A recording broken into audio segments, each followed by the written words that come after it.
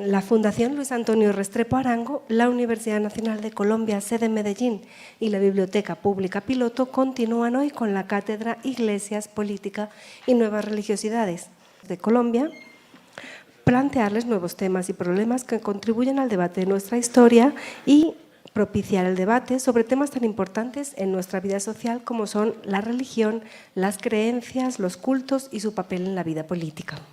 En el día de hoy nos acompaña la profesora Ana Victoria Ochoa Bórquez, quien disertará sobre la Iglesia a la luz del mundo, un balance sobre su desarrollo y su situación actual. Ana Victoria cursó estudios de pregrado en Comunicación Social en la Universidad Pontificia Bolivariana, estudios de especialización en la Universidad de La Habana y en la Universidad de Guadalajara, México, estudios de maestría en Historia en la Universidad Nacional de Colombia, sede Medellín, y actualmente es profesora de la Universidad de Antioquia. Ha publicado varios libros y artículos, entre los que se destaca Libertad de cultos y derechos humanos, aproximación al pluralismo religioso en el centro de Medellín, publicado por el municipio de Medellín en 2013. Les dejo en compañía de la profesora Ana Victoria Ochoa Bórquez. Muchas gracias. Buenas tardes, gracias a Ruth, a la profe Gloria Mercedes y a la cátedra por la invitación. Sí, pues veo que es buena la asistencia, así que les agradezco mucho. Yo trabajo en CAM, en Comunicación Audiovisual Multimedial, y le decía ahorita a la profe Gloria Mercedes que me es inevitable arrancar sin un video, sin algo audiovisual. Entonces vamos a ver 5 minuticos de este documental, que es muy corto, pues él tiene 20, pero nos vamos luego a ver otras cosas.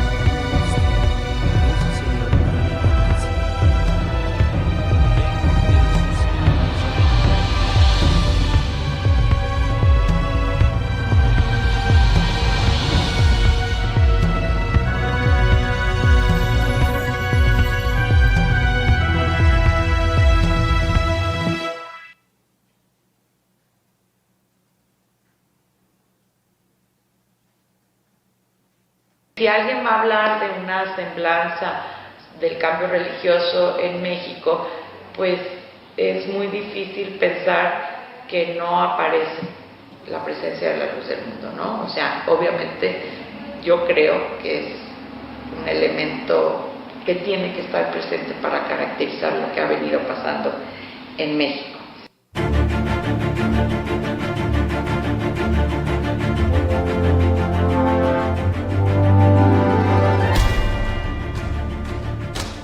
Hay un boom de los estudios de la religión que se da por muchos factores, pues entre otras cosas por el protagonismo que los fenómenos religiosos han adquirido en el mundo.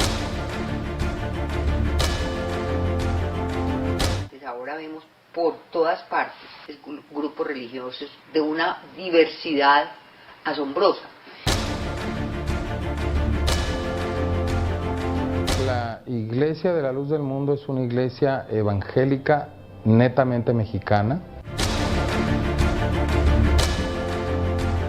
Es una iglesia que desarrolla un nuevo concepto de la arquitectura religiosa.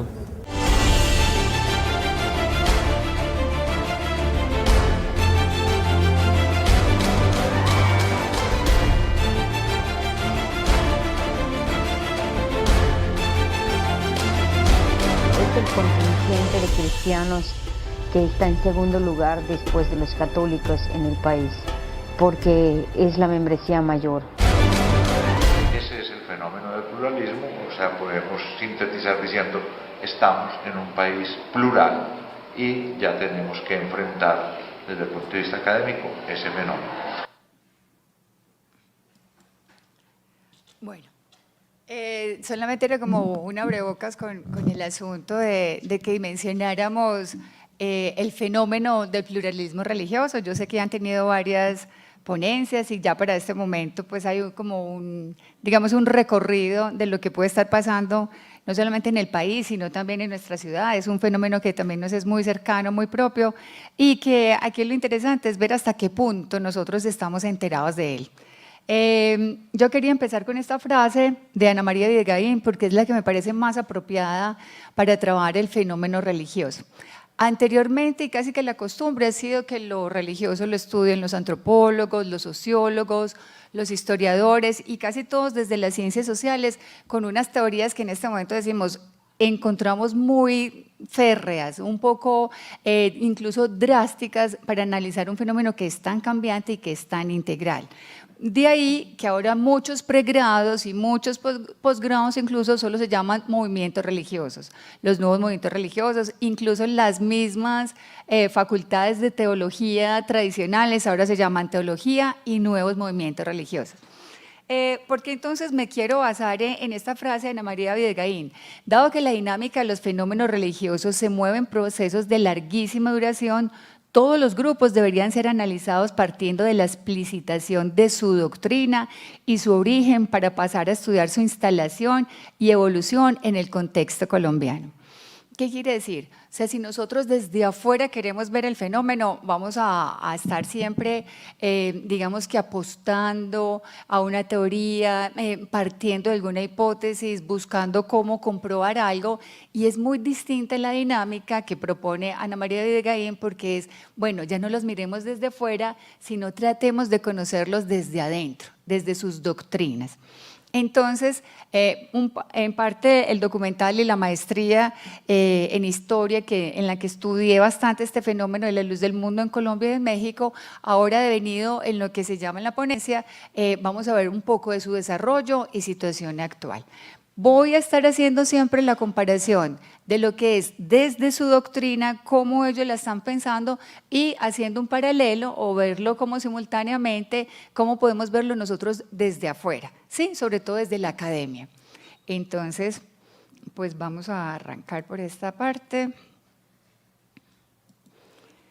Bueno, un balance de lo que está sucediendo, desarrollo y situación actual es por la siguiente razón. Este tipo de religiones y sobre todo de su surgimiento, la luz del mundo arranca en 1926 en México. Su fundador es un hombre que se llama Aarón Joaquín, es una persona que venía del ejército, que se siente muy, digamos, muy atraída por lo religioso, deja el ejército y entonces empieza a buscar religiones. Estando cerca de algunos pastores, él tiene lo que se va a llamar el mito fundacional en antropología, pero que dentro de la religión se va a llamar como el momento del llamamiento de este fundador. Este fundador entonces recibe una revelación en 1926, ¿sí? El 6 de abril de 1926, donde escucha en su relato oficial, escucha la voz de Dios y dice que su nombre, que era antes Eusebio, se va a cambiar ahora por Aarón. Muy parecido, si vamos a hacer el paralelo dentro de su doctrina con lo que va a ser en ese momento el pueblo de Israel. El pueblo de Israel se llama Abraham y Abraham lo primero que se le dice es sal de tu tierra, de tu parentela y se le cambia también el nombre. Algún paralelo tiene entonces ese inicio de la luz del mundo que empieza con Aarón Joaquín, que está en una ciudad que se llama Monterrey, al norte de México y que también se le dice sal de esta tierra y empieza a caminar hasta que yo te diga en dónde debes detenerte porque es la ciudad que yo he elegido. Entonces arranca así. Ahí vamos a llegar al Templo C Internacional de Guadalajara, porque es en Guadalajara donde se le dice a Aarón, donde él escucha la voz de Dios y le dice que se quede en ese lugar. Ese trayecto se hizo casi a pie, totalmente a pie, y se hizo desde el 6 de abril de 1926 y se camina hasta diciembre. Son 8 meses de puros trayectos a pie siguiendo la línea del tren, en el que el apóstol Aarón, como lo van a llamar al interior de la luz del mundo, va a ir haciendo muchos milagros en estos pueblos y en estas ciudades que se va encontrando. 1926 es una fecha clave para México porque ellos están en la guerra cristera. Sí, esa guerra cristera va a ser una cosa muy, muy fuerte para la historia y para el contexto mexicano, porque va a ser una guerra en la que se plantea una persecución, digamos, de alguna manera a la Iglesia Católica. Entonces hay un imaginario de comunistas, de un montón de gente que va aparentemente a atacar la Iglesia Católica, sienten que el gobierno los está atacando, y es una guerra muy cruda, muy fuerte, porque ustedes van a ver imágenes, por ejemplo, que están súper armados los campesinos, y aunque estén descalzos, tienen armas y tienen, dice uno, ¿de dónde sacan todo esto? Y fue una guerra muy, muy cruda en México. Justo en ese momento de la guerra cristera es que se da el inicio de la luz del mundo. Entonces vamos a seguir el camino de Aarón Joaquín desde Monterrey hasta Guadalajara. Se detiene en Guadalajara en 1926 y va a recibir casi que doble persecución por querer hablar un evangelio que aparentemente es nuevo, porque no tiene que ver nada con el catolicismo, pero no tiene que ver ni siquiera con las otras religiones cristianas que se conocían, sino que va a empezar a llamar la atención, y también la parte de los milagros que venía haciendo el apóstol Aarón. Se queda en Guadalajara, pero en Guadalajara va a haber un fenómeno, y este fenómeno al que yo quiero llegar ahora que nos vamos a devolver antes de ir a los templos de tanta visibilidad, y es porque Aarón Joaquín va a hacer un trabajo muy interesante. Ve que los echan de un lugar a otro, que los persigue la policía, pero también los persigue la Iglesia Católica, que no tienen cabida en Guadalajara en ningún momento. Entonces los sacan, los apedrean, están a punto de lincharlos, es un grupito muy pequeño el que comienza.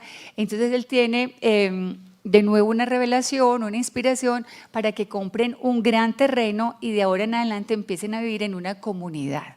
¿Qué quiere decir eso? Ese terreno se consigue en la parte de las afueras de Guadalajara, que no sé si algunos conocen un poco de la historia de México, pero yo podría decir con datos que Guadalajara la podríamos nombrar como la ciudad más católica del mundo, incluso más católica que la misma Roma. Ustedes saben todo el fenómeno de la Virgen de Guadalupe, todo ese asentamiento tan fuerte del catolicismo mexicano tiene el epicentro justo en Guadalajara. Entonces Guadalajara va a ser muy resistente a la predicación del apóstol Aarón. Ellos se van a ubicar a las afueras y van a construir esta colonia de la que les estaba mostrando ahorita, que me voy a volver. Por eso quería que Simón me moviera esto, porque yo hablo mucho, pero me muevo. Entonces, es esta colonia. Esta colonia son 15 hectáreas. Tiene en este momento es el templo sede internacional, pero cuando comenzaron en 1926 no tenía estas dimensiones, era un templo muy humilde, era gente muy humilde, comenzando de cero, pero con un propósito que se salía de lo normal, era una cosa que miraban con ojos como de extrañeza, pero sobre todo porque estaba en las afueras y la gente no se enteraba muy bien de lo que estaba pasando con esta iglesia. ¿Qué pasa con el fenómeno en Guadalajara? Va a empezar a crecer y a crecer, y se va a empezar a expandir, no solamente alrededor de lo que es la ciudad, sino que se va a expandir a otros estados, otros departamentos en México, y va a pasar también a Centroamérica. Eso se va a dar hasta el 64, que muere el apóstol Aarón, y va a llegar entonces el apóstol Samuel, porque ellos los van a llamar así, apóstoles. Apóstoles porque su doctrina, desde al interior de la doctrina, es apostólica. Esto significa que ellos son o se proyectan como la restauración de la iglesia primitiva. ¿Qué significa eso?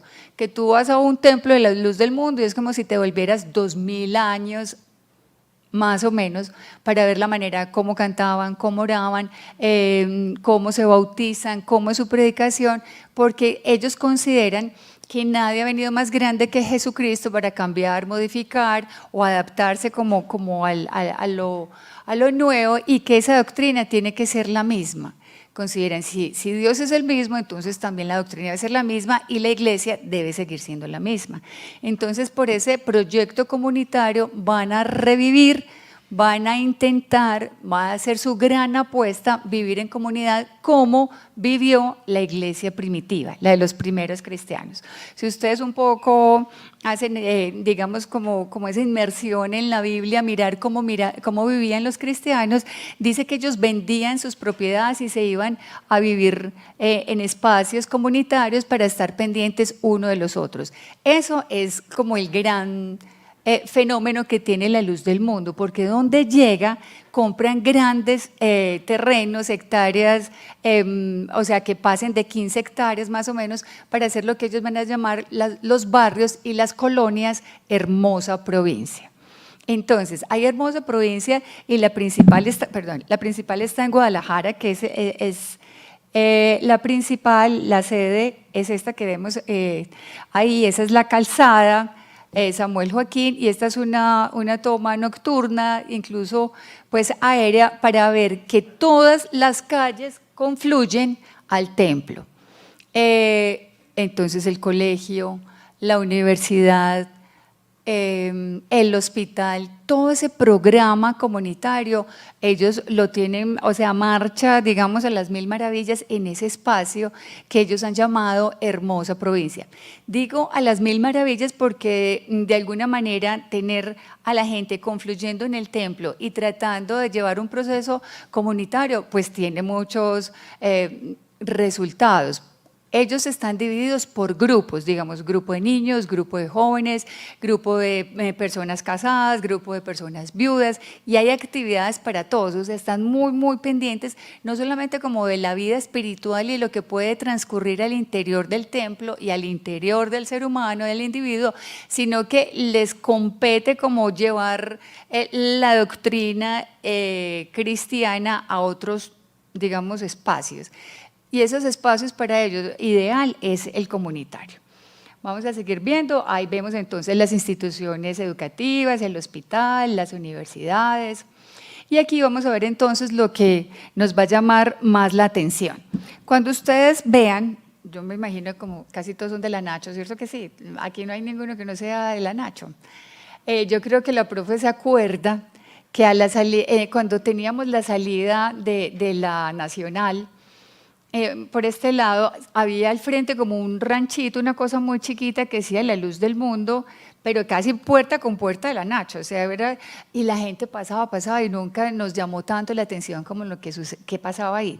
Yo no sé si ahora son un poquito de pronto más perspicaces con lo que pasa alrededor de la Nacho, pero ese pequeño templecito o iglesita de cartón que había ahí, en este momento está en la parte que da acá hacia la avenida, y ya es un edificio como de 4 pisos y ya está, o sea, construido como templo en realidad. Eso quiere decir que la Iglesia de la Luz del Mundo, por eso va a empezar a conocerse, porque va a empezar con una estrategia de visibilización de sus templos, de estar en los extramuros y de tener como casitas muy pequeñitas. Su apuesta va a ser, bueno, vamos a hacer templos grandes y localizados en lugares donde nos puedan ver, en avenidas, en lugares más visibles.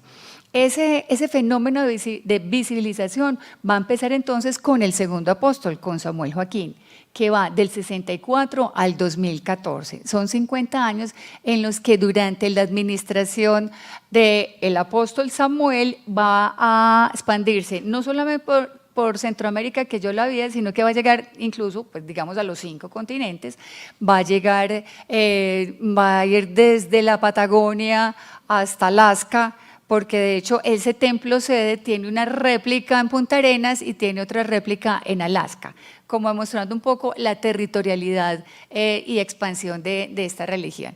En Colombia hay aproximadamente 150 templos de esta iglesia. Por pura curiosidad quisiera que me contaran si alguno de ustedes, me levanta la mano, ha visto alguna vez un templo en la ciudad o cuando han viajado que diga La Luz del Mundo.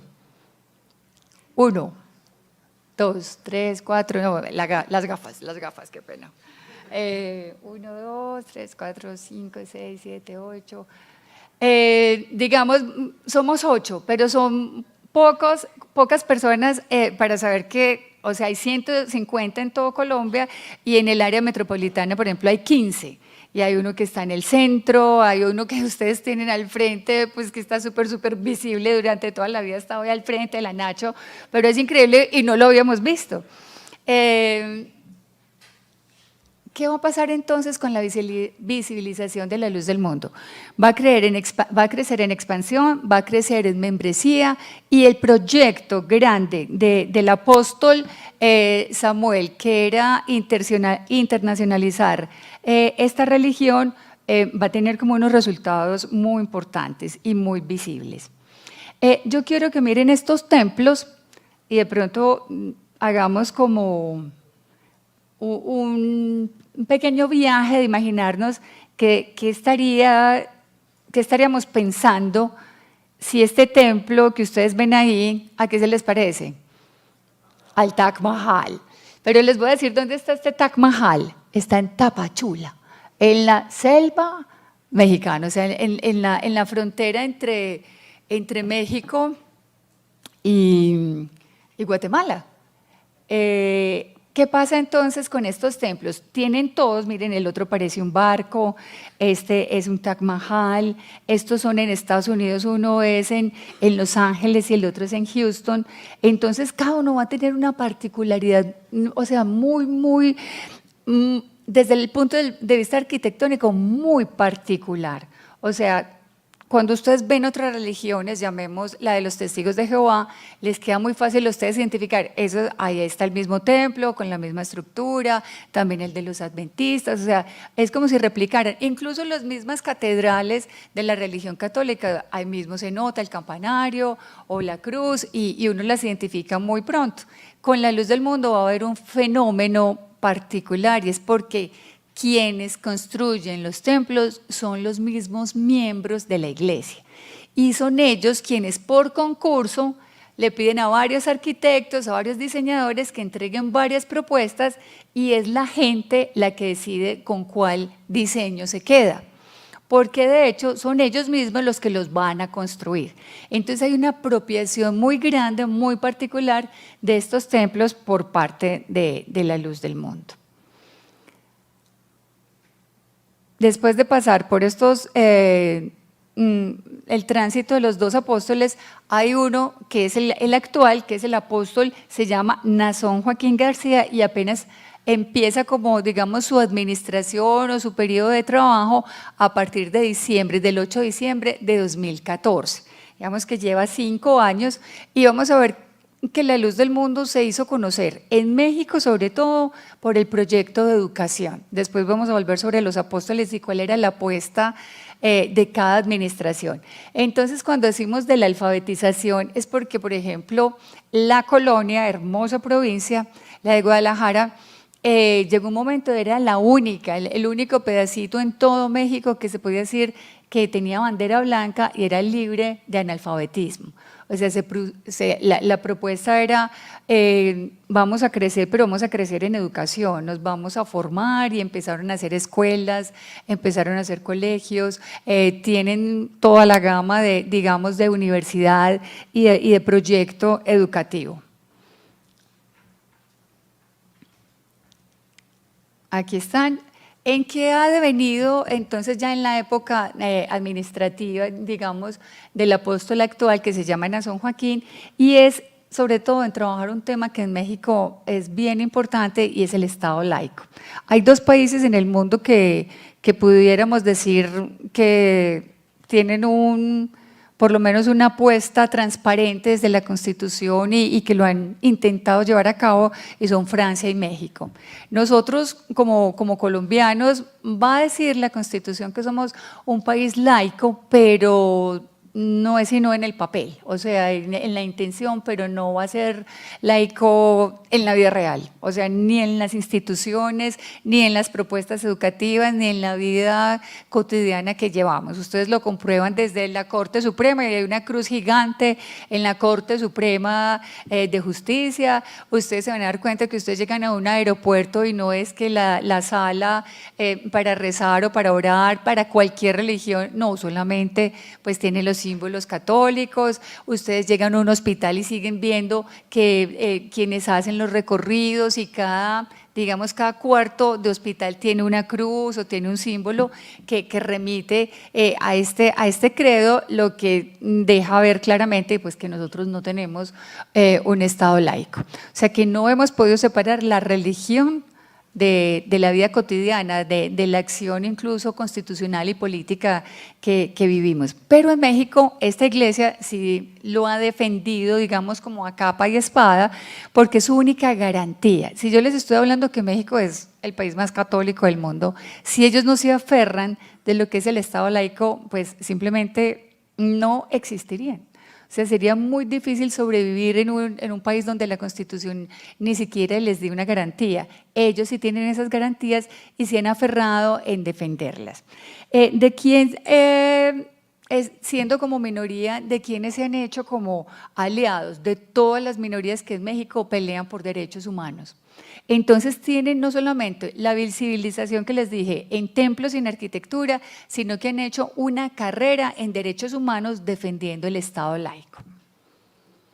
Miren, por ejemplo, acá, libertad y derechos, respeto al Estado laico, pero si miramos atrás, como los que los están acompañando y los símbolos son católicas por el derecho a decidir, o sea, no hay distinción ahí de religión o de nada, sino que la necesidad de defender el Estado laico los ha hecho reunirse con todo mundo. Estas son las colonias, hermosa provincia, y quisiera como detenerme en esta porque esta queda en Bello. No sé si ustedes han visto saliendo de Niquía al frente, como hacia la parte arriba de lo que va a ser el Éxito, la Puerta del Norte, lo que es el Cerro Quitasol. Ahí hay 16 hectáreas que ya hace más o menos unos 30 años compró esta iglesia y poco a poco ha venido desarrollando su proyecto comunitario ahí. Ese proyecto comunitario, digamos que no hubiera podido ser posible de instalarlo en La Estrella. La Estrella tradicionalmente ha sido muy católico.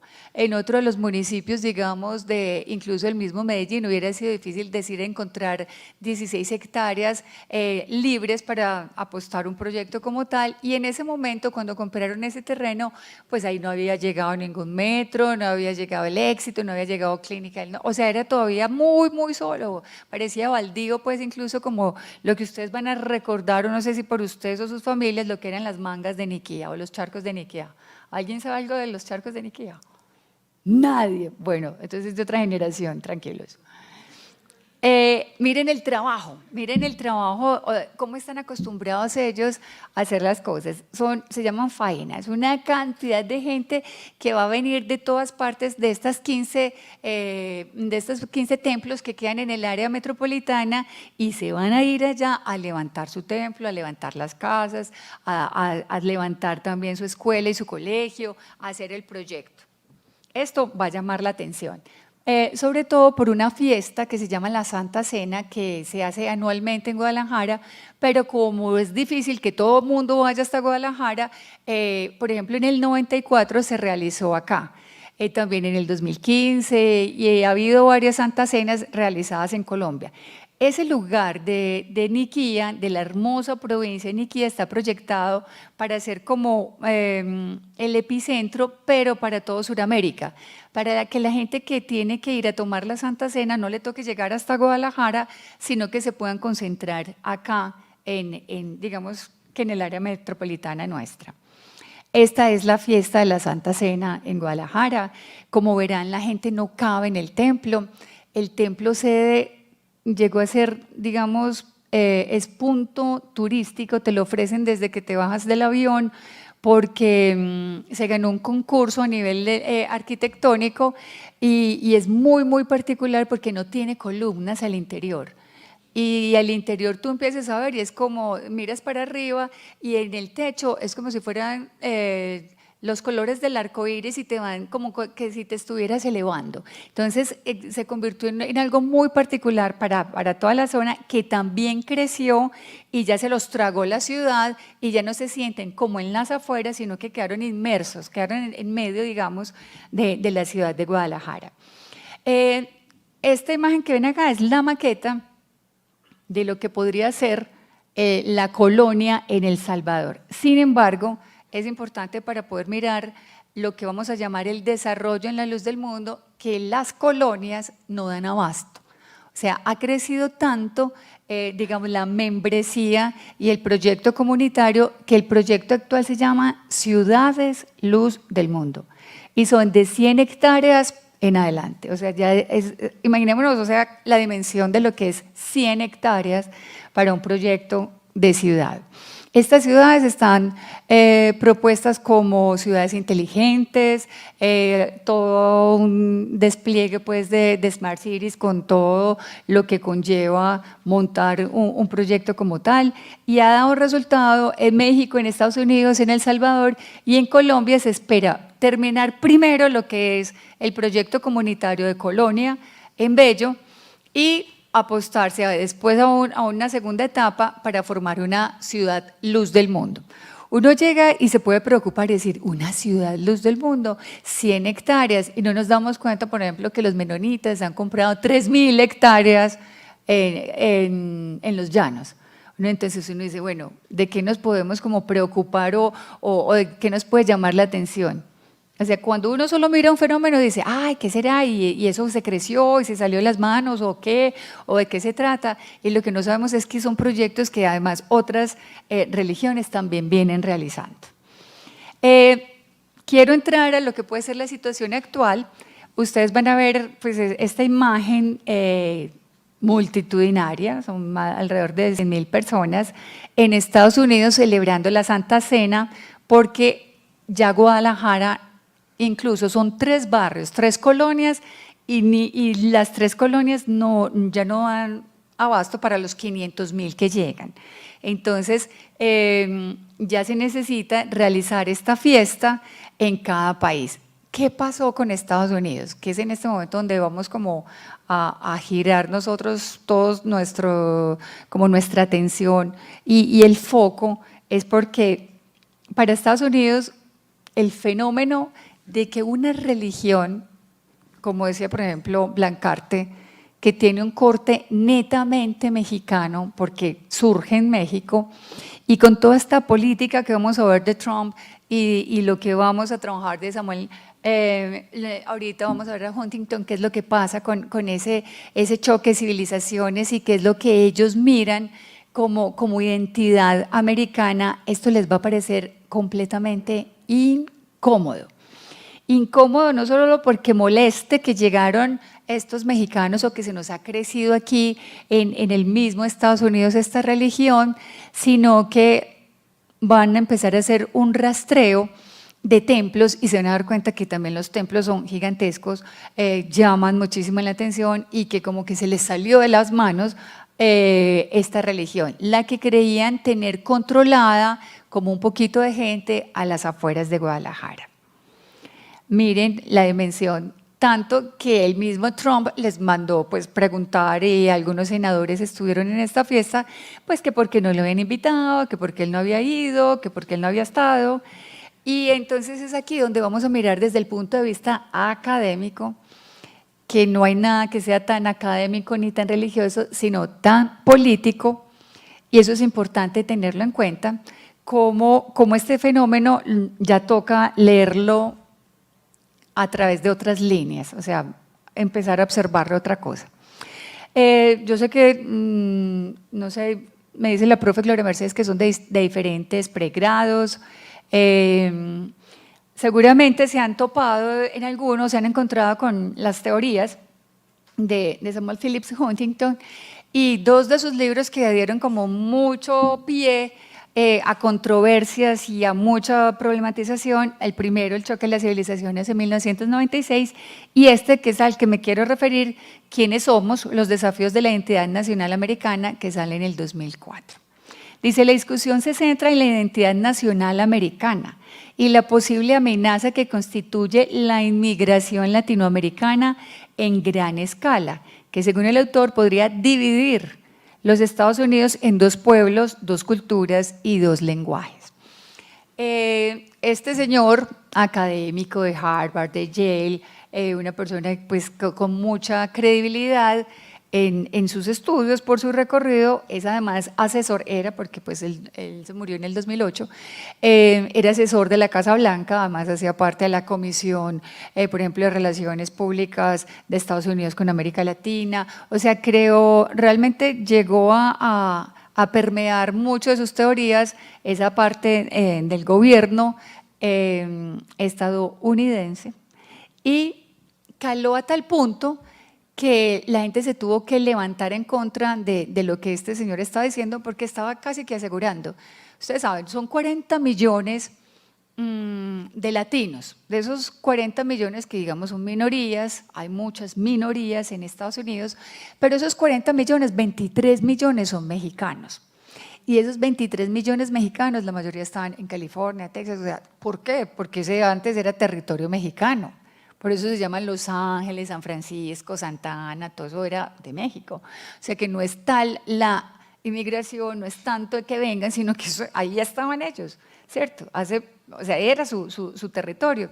Sin embargo, cuando llegan estas religiones y llegan a instalarse en el territorio, claro que van a encontrar mucha acogida de latinos, pero fíjense que las generaciones de latinos van a ser muy distintas. Es posible que los papás o los abuelos solo hablen español, pero ya los que han crecido hablan inglés, estudian en las universidades norteamericanas y ya tienen un estilo de vida norteamericano, lo que significó que rebatieran en muchas ocasiones la teoría de Huntington por considerarla xenófoba, racista, y que estaba como de alguna manera justificando a que Estados Unidos emprendiera una política contra la migración y sobre todo contra los latinoamericanos. Esto es importante tenerlo en cuenta, ¿sí? Como lectura entre líneas de lo que vamos a ver es el fenómeno de la luz del mundo. Vamos a ver entonces desde otro punto de vista académico. Nos llega una religión, pero es una religión que para ellos va a ser desconocida. Ustedes saben, el norte de Estados Unidos, o como llega a poblarse de Estados Unidos, se logra poblar por el sueño americano. El sueño americano no era solo de los que por aquí se quieren ir para Estados Unidos, sino el sueño americano era de los ingleses y de todos estos europeos que venían buscando un refugio en Norteamérica, y lo van a encontrar ahí y se van a sentar y van a desarrollar su vida.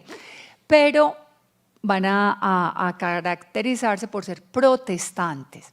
Entonces la teoría de Samuel Huntington decía, va a llegar el catolicismo y el catolicismo va a traer atraso, el catolicismo es gente que no le gusta trabajar, o bueno, una cantidad de mitos impresionantes, y sobre todo a tratar los otros credos como enemigos, ¿cierto? Como se ha tratado a los musulmanes, y por eso estoy leyendo o quiero hacer énfasis en el libro de Martha Nussbaum sobre la nueva intolerancia religiosa, y ella lo que va a desarrollar durante todo su libro es el miedo que tiene la gente a lo desconocido. Y más si una religión de repente salen de todas partes, si todo el mundo está de blanco, si todo el mundo está… O sea, es un fenómeno del que ellos no están enterados, y van a crear de pronto una resistencia, pero por el desconocimiento, por los mitos y por, digamos, los prejuicios que acerca de las religiones y de todas las que van a aparecer en Estados Unidos se va a ver esto. ¿Por qué aparece de nuevo México y nos vamos con AMLO, con Andrés Manuel López Obrador? Porque ya es entonces llegar a la situación actual de la luz del mundo. Uno, hagamos como un repaso rápido. Creyeron los mexicanos que esa iglesia iba a ser una iglesita y que se iba a quedar lejos en Guadalajara. Se les creció por todo el mundo, tienen una fiesta de 500,000 anual en su ciudad, que es el evento más grande, mayor incluso del de la FIL, que es la Feria Internacional del Libro de Guadalajara, y toda Guadalajara la espera, porque realmente pues en restaurantes, en hoteles, en tiquetes aéreos, pues es una derrama económica impresionante sobre la ciudad, y estaba muy bien vista. Entonces creían tenerlos como ahí, ellos nunca se van a mover de ahí.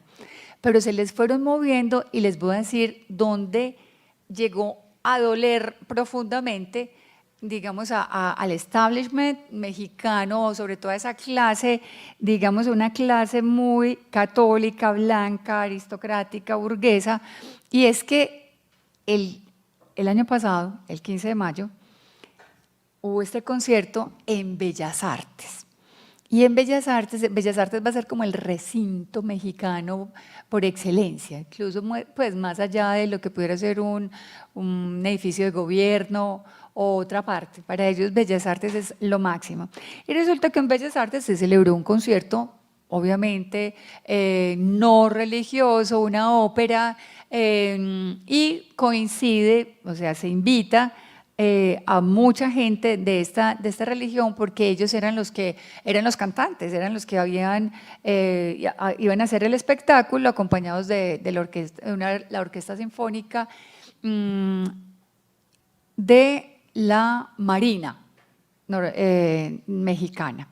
Entonces parecía, y realmente era un evento cultural, era un concierto, pero al aparecer y al estar ahí, tener la presencia del apóstol, él nunca hizo un discurso religioso, simplemente participó como cualquier persona en un auditorio, pero se llenó no solamente el auditorio, sino la parte de afuera, o sea, eran cuadras y cuadras de gente que sabía que él estaba ahí y querían verlo.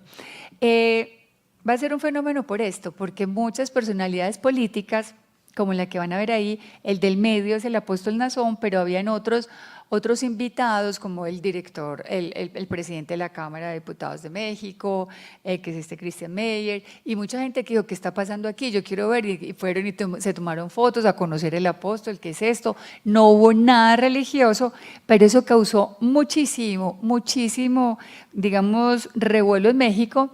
Van a ver estos reconocimientos también de las cámaras de diputados, lo que no es, digamos, novedoso, porque por donde pasa cada gira, digamos cada gira apostólica, pues por lo general el alcalde le da las llaves de la ciudad. Hay muchas ciudades en Estados Unidos que llevan el nombre de los apóstoles porque esto allá es posible, tienen reconocimientos de las universidades, tienen reconocimientos de mucha gente porque ellos hacen un trabajo comunitario y educativo muy grande.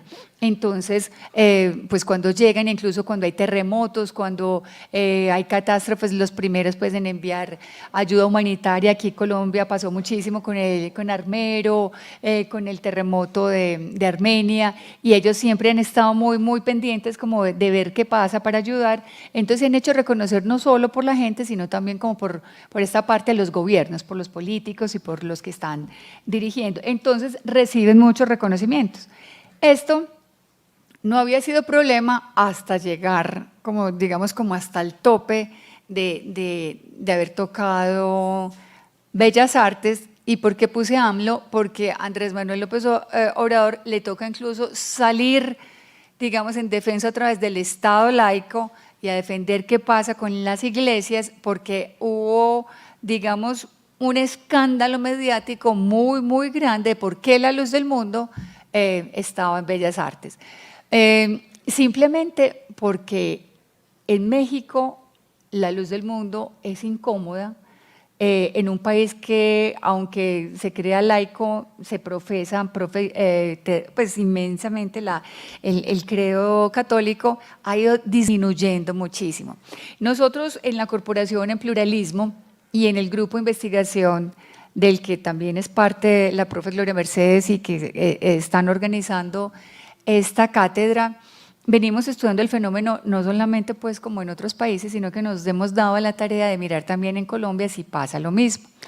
¿Y qué es lo que ha sucedido con los estudios de religión y cómo trabajamos el fenómeno? Ustedes conocen los censos. Y en el censo, que alguna vez haya pasado por su casa o no, se han dado cuenta que las preguntas ¿es católico o no es católico? Pero no hay una lectura de a qué religión pertenece, y casi siempre la respuesta de los censos o el porcentaje de los censos deja que el país se vea siempre con un 90% y unos porcentajes muy altos de católicos, pero el fenómeno hemos aprendido a estudiarlo y a palparlo, como a seguirlo con otras técnicas, con otras metodologías, y ha sido, por ejemplo, la que descubrimos en Guadalajara, y es mirar por cuadras el fenómeno en construcción de templos o en lugares de culto. Bueno, hicimos una investigación en el centro de Medellín, se llama así Aproximación al Pluralismo Religioso, y nosotros creímos, bueno, en el centro de Medellín nos vamos a encontrar unas 20, 30 religiones. ¿Cuántas creen que nos encontramos? Oigo números de ustedes, que se imaginen en el centro de esta ciudad. ¿Cuántas? 50, 91 en el centro. Y entonces empezamos a decir, fue un grupo maravilloso de investigadores. Por aquí está Mario, que me alegra mucho porque Mario hizo parte de esta investigación, antropólogos, sociólogos, historiadores, comunicadores audiovisuales, comunicadores sociales, periodistas, todos nos lanzamos a hacer ese rastreo y ese mapeo del centro, y nos dimos cuenta que si nos vamos a quedar todo el tiempo con los datos del censo, no vamos a tener como datos reales de un fenómeno que es tan cambiante. Por ejemplo, en Brasil sale una nueva religión cada 24 horas. Cada 24 horas. O sea, lo que quiere decir es que es un fenómeno que hierve, que se mueve, esa investigación la hicimos en el 2012 y cubrió 2012, 2013 y sacamos un libro de esa estadística en ese momento. Yo les aseguro que si vamos en este momento a pulsar otra vez, la estadística no solamente es mayor, sino que se han fundido una con otra, desapareció, ya tiene otro nombre. O sea, es un fenómeno muy difícil decir, como para seguirlo y dejar el dato estático y creer que esa religión que está ahí se va a quedar ahí. Con la luz del mundo hay también una particularidad, y es lo que hemos venido casi que estudiando también en la Universidad de Antioquia, con la trayectoria, digamos, espiritual que tienen los jóvenes ahora, y es que por decir, les puede gustar el yoga, pueden tomar yagé, pueden no sé qué, pero también pueden ir a una celebración católica por alguna cosa de la familia, y hacen todo un tour, digamos, de religioso y de espiritualidades. Ya no se enmarcan en una sola religión, sino que se permean de muchas cosas que estén pasando. Con la luz del mundo sucede algo, que quien llega se queda. Entonces, sí es una religión que por lo menos nos permite acercarnos a estudiar un fenómeno que no se nos sale tanto como de los límites y de las metodologías pues, que hasta ahora hemos venido trabajando. ¿Qué va a pasar con el fenómeno desde el punto de vista académico? Muy rapidísimo. Este señor es Massimo Introvigne. Él es un sociólogo italiano y consultor de propiedad intelectual, pero es el fundador y director general del Centro de Estudios sobre Nuevas Religiones, que es una red internacional de académicos y estudian los movimientos religiosos. Pero miren lo que dice este señor en el 2018. La religión de más rápido crecimiento en el mundo es ahora un cliché. Los mormones usaron el eslogan durante una época, hasta ahora su crecimiento se ralentizó, pero ahora él dice que la iglesia es la luz del mundo, dice nunca duerme, más adormilados han sido los académicos extranjeros que no se han dedicado a estudiar esta iglesia, y dice que es la de mayor crecimiento en el mundo. Dice, fuera del este de Asia, la luz del mundo, cuya sede se encuentra en Guadalajara, México, bien puede ser el movimiento de más rápido crecimiento. Tampoco es imposible que en realidad crezca más rápido que los grupos asiáticos que mencioné, mereciendo así el título del movimiento religioso de más rápido crecimiento en el mundo.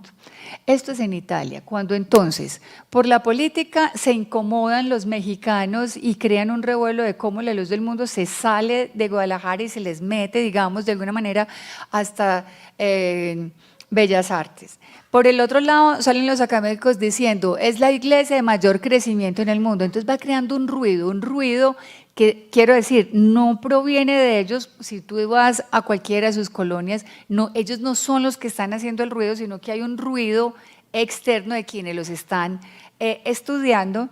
Y incluso los académicos, me encontré esta tesis de historia, también dirigida por René de la Torre, que ha sido como la persona que más ha conocido el fenómeno y ha escrito sobre él, y miren en la parte de los agradecimientos lo que dice este estudiante, dice, mis visitas al entonces Distrito Federal, empiezo a agradecer a todos y voy a empezar desde aquí, dice, a este respecto también quiero agradecer al presbítero Tomás de Ijar Ornelas, persona ilustre de mi natal ciudad Guadalajara, con el cual pude dialogar abiertamente de mi tema de tesis y me ayudó a pensar en las estrategias católicas para frenar el crecimiento de la luz del mundo en el oriente de la ciudad. O sea, es increíble, ¿cierto?, que uno en una tesis se encuentre, pues es del 2016, una intención tan, digamos, tan abiertamente decidida a frenar una religión por parte de la Iglesia Católica en ese espacio que es Guadalajara. ¿Qué pasa con la situación mediática? Y me voy a volver a esta parte de la academia, es porque, como les digo, nosotros desde fuera podemos hacer una lectura, y la lectura al interior de esta doctrina va a decir que van a crecer porque proféticamente tienen que crecer, o sea, van a llegar a muchísimos lugares. ¿Dónde viene, digamos, a sentir preocupación quién? ¿A quién se le puede ocurrir detener esta iglesia y por qué? ¿O por qué incomodaría que creciera? ¿Cuál sería el problema de su crecimiento? Si donde llegan tienen un lema es mejor ciudadano, mejor cristiano, es un mejor ciudadano, ellos no son de los que, por ejemplo, prohíban algún medicamento ni ninguna intervención quirúrgica, todo lo contrario. Yo por aquí tenía como un link para ver los principios tanto económicos, los morales y los religiosos, todos son en pro de la vida, consideran la ciencia un don de Dios y le dan toda la apertura a cualquier digamos avance científico, luchan por los derechos humanos, tienen un recorrido en el Estado laico. O sea, ¿quién realmente va a incomodar esta iglesia? Crecen, pero también crecen económicamente. Entonces, lo que se quiere detener no solamente es como estas colonias, sino la proyección, digamos, a 10, 15, 20 años, donde van a ser muchísimo más visibles porque van a tener ciudades y van a ser muchos más, y entonces esto va a empezar a incomodar a algunos gobiernos. Algunos gobiernos y algunas religiones en las que no solamente van a haber, digamos, como una competencia, sino que hay un fenómeno en este momento en Estados Unidos, y es que muchos de esos templos que eran de otras religiones se van quedando vacíos y esta religión los compra y los adapta, los adecúa como la luz del mundo. Entonces es una religión que se vuelve incómoda de pronto para un gobierno que, como el de Trump, no quiere mexicanos, no quiere latinoamericanos, no quiere ver que crezcan y que sean visibles dentro de su política. Es incómoda para estas religiones a las que pareciera que les están dejando más espacio y les están incluso hasta facilitando los templos. Va a ser incómoda para el pueblo mexicano. Yo me retracto en decir pueblo mexicano.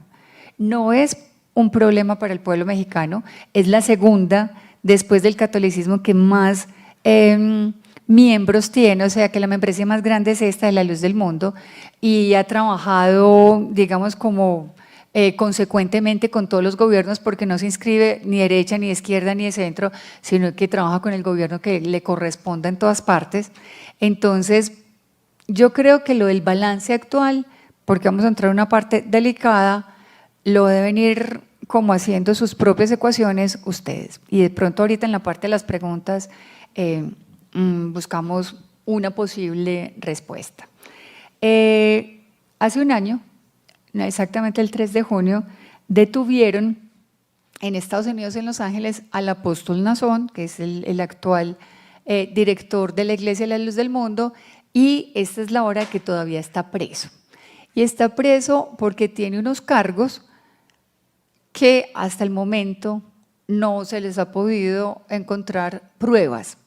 Entonces vamos a ver esta situación actual con base a la lectura que venimos haciendo, cómo se ha manejado, ¿sí? Entonces hay una situación mediática que vamos a decir la vamos a manejar en todos los fenómenos, sea político, o sea religioso, o sea casi que el espectáculo. Tenemos una sociedad en la que el uso y abuso de alguna manera de los medios ha permitido que no haya una investigación, no haya un recorrido, no haya una seriedad muchas veces en las cosas que se hablan, que se dicen, y sobre todo en las que se investigan penalmente. Entonces, vamos a ver cómo llega este hombre a ser detenido y quién promueve esa detención, y quien hace la detención es este fiscal que se llama el fiscal Becerra. Saqué esto de Wikipedia porque me llamó mucho la atención el perfil que tiene el fiscal Becerra. Miren, resulta que en Estados Unidos el tema de la pederastia con la Iglesia Católica ha sido, obviamente, lo están atendiendo desde las fiscalías en todos los estados, y resulta que el único estado que no había denunciado a ningún pederasta católico era California, cosa que fue muy rara porque entonces todos los casos se fueron yendo a otros estados a denunciar porque en California no les hacían caso, ¿cierto? Y al contrario, había un encubrimiento de esa élite católica en California, y entonces se van a ir a otros estados. Estos fiscales van a decir, ¿qué pasa con el fiscal de California? ¿Por qué no? Pues porque se nos tienen que venir para nuestros juzgados. Entonces este fiscal, que les voy a leer el perfil, lo que hace es montar en una plataforma digital una manera en que la gente denuncie, ¿sí? Vamos a ver quién es el fiscal Becerra. Dice, durante el caso contra el líder religioso de la Iglesia de la Luz del Mundo, Nazón Joaquín García, el fiscal Becerra se ve envuelto en una serie de escándalos que evidencian su interés político y mediático contra el actual dirigente, ya que varios medios publicaron su adhesión al arzobispo de Los Ángeles, José Horacio Gómez, y a la arquidiócesis de Los Ángeles, miembro honorario del Opus Dei.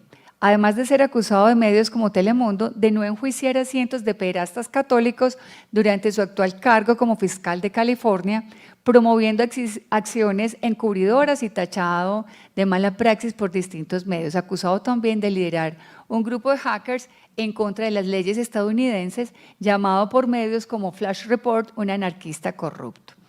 Entonces, el fiscal Becerra pone esta plataforma, pero una plataforma digital en la que cualquiera podía decir, sin pruebas, sin poner su identidad, sin ser nadie, y es como, entonces empieza a crecer digamos, un fenómeno que no va a ser una ola comprobada, no hay evidencias, no hay incluso cómo hacer seguimiento, porque se trataba de unas pruebas que aparentemente estaban, digamos, expuestas por este fiscal. Este es el momento en que de junio a febrero, ¿cuántos meses llevamos? 9 meses, algo así, 8 meses. Bueno, este es el momento en que todavía no ha ido a juicio, todavía no han encontrado las pruebas, pero hicieron, digamos, una barrera al punto de no conceder ni siquiera la posibilidad de multa, o sea, de pagar una fianza. Y le fijaron la fianza más alta que en la historia de Los Ángeles, teniendo en cuenta que Los Ángeles pues, va a tener a toda esta gente de Hollywood, a todas las estrellas y a todo el mundo, fijaron una fianza de $50 millones, o sea, una cosa impagable, para que nadie pudiera decir, bueno, vamos a recoger, ¿quién va a recoger? Y obviamente eso no lo va a recoger la iglesia, sino que el dirigente dice, no pueden recogerlo, no vayan a promover, esto no es justo. La iglesia está totalmente segura y convencida de la inocencia y el recorrido que tiene este apóstol, porque no es una persona, sus dirigentes no están como lejanos, sino que viven con la comunidad, o sea, la gente los conoce desde chiquitos, conoce su vida, su recorrido, entonces es una persona que de él mucho, la mayoría de la gente, pues si lo conozco, sé esto, o sea, comprobar de muchas maneras como su recorrido y su trayectoria. Además, porque muchas de las investigaciones que están haciendo las ponen en lugares y en fechas donde está comprobado que él no estaba, sino que en esa fecha estaba en otro país o estaba pues con datos muy, muy ciertos dirigiendo, digamos, algún culto. Ven atrás, es la fachada de la iglesia de la catedral.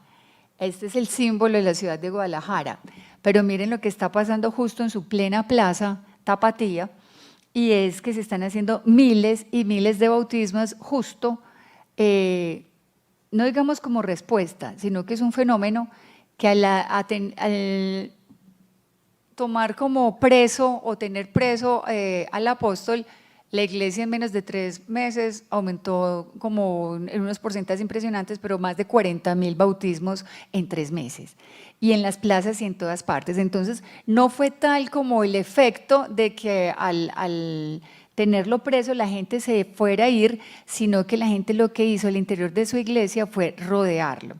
A pesar de que hubo muchos casos que se tuvieron que denunciar como ante derechos humanos porque la gente empezaba a atacar a los miembros y incluso a vandalizar algunos templos cuando hubo la detención.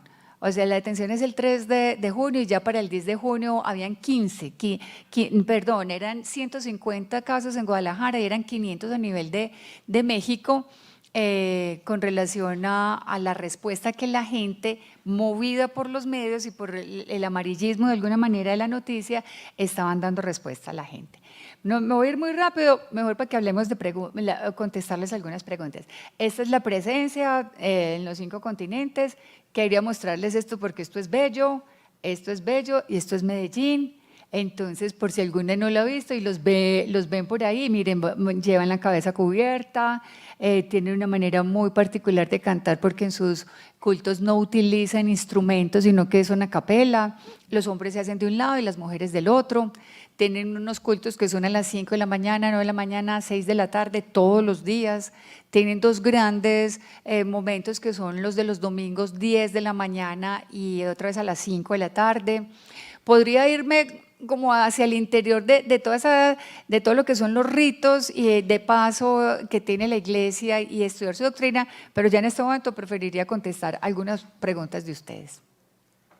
Voy a dejar acá. Listo.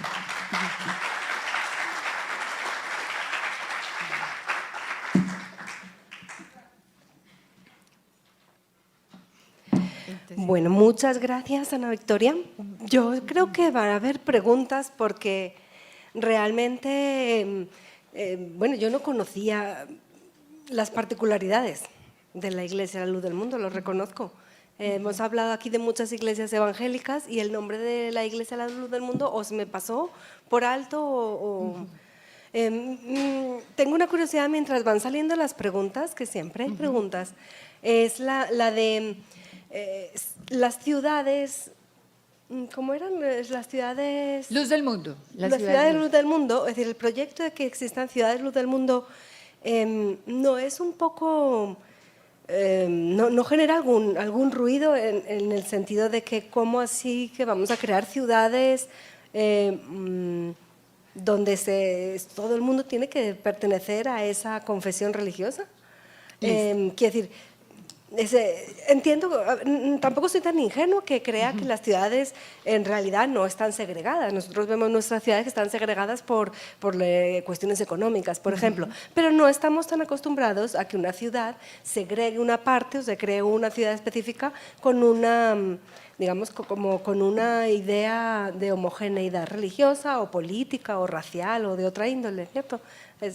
Bueno, mientras van saliendo preguntas, de pronto esa es mi…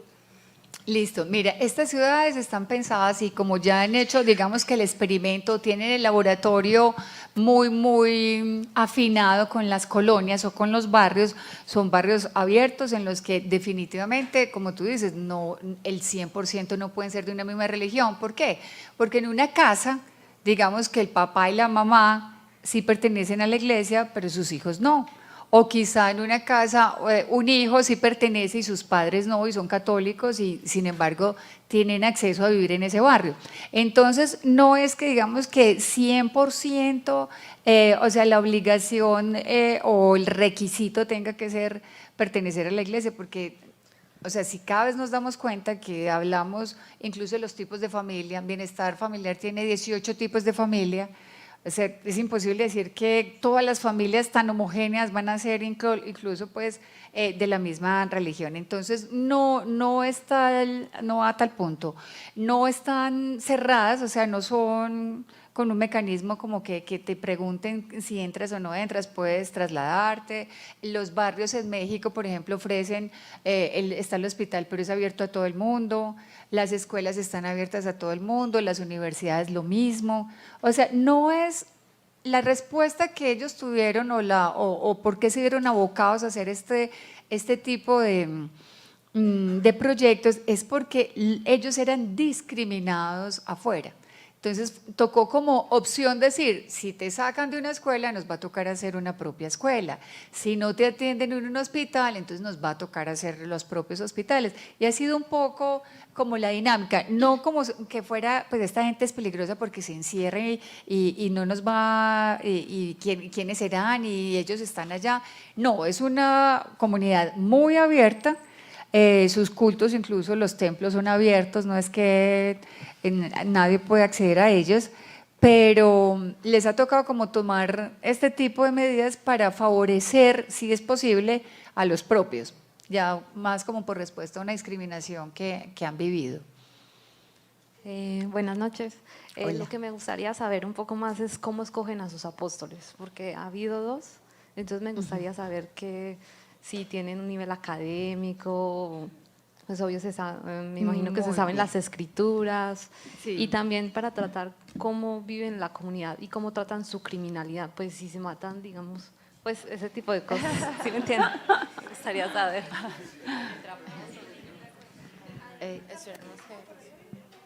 Pues pregunte y... Si quieren, hacemos una ronda o quieres que les vaya contestando uno a uno. Sí, perfecto. Listo, pues primero que nada, buenas noches y muchas gracias por la conferencia, muy interesante. Y mi pregunta iba más para algo así con el funcionamiento de esta religión. Lo que yo me tiene muy intrigado esta parte de, o sea, primero que dónde sacan tantos recursos para hacer un proyecto tan exitoso de esos que dices. O sea, no me cae en la cabeza muy bien. Y lo segundo, ¿de qué se debe tal éxito de conversión ese éxito enorme que ha tenido en los últimos años? Listo.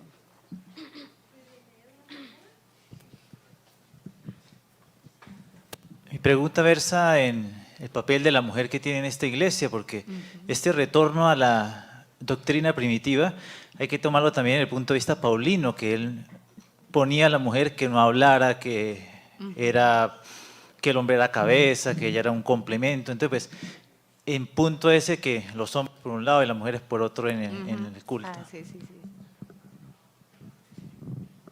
Bueno, entonces voy con las tres primeras. ¿Listo?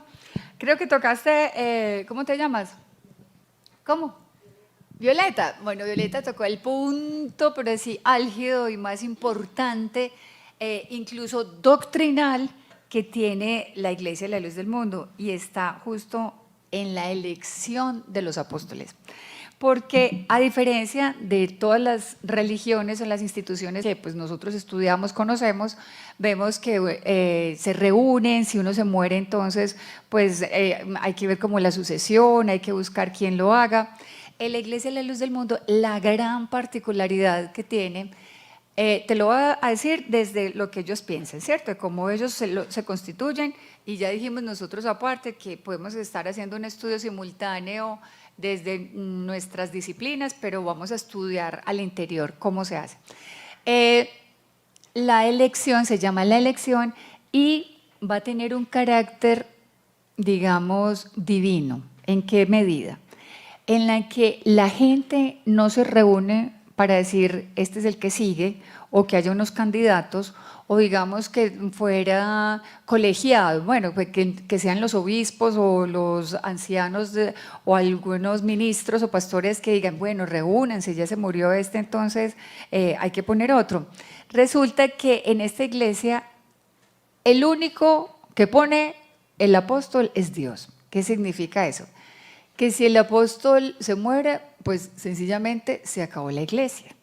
¿Sí? ¿Por qué? Porque nadie lo puede reemplazar. No se trata de que sepa mucho el otro, o que tenga unas características, o que tenga, digamos, una trayectoria, o que tenga mucho carisma, sino que resulta que tiene que ser, o hasta el momento como han sido los tres casos, porque apenas empieza con el apóstol Aarón, él muere, viene el apóstol Samuel, y resulta que vamos a ver un fenómeno, y es como el de lo que se llama el llamamiento o la revelación. ¿Qué es el llamamiento?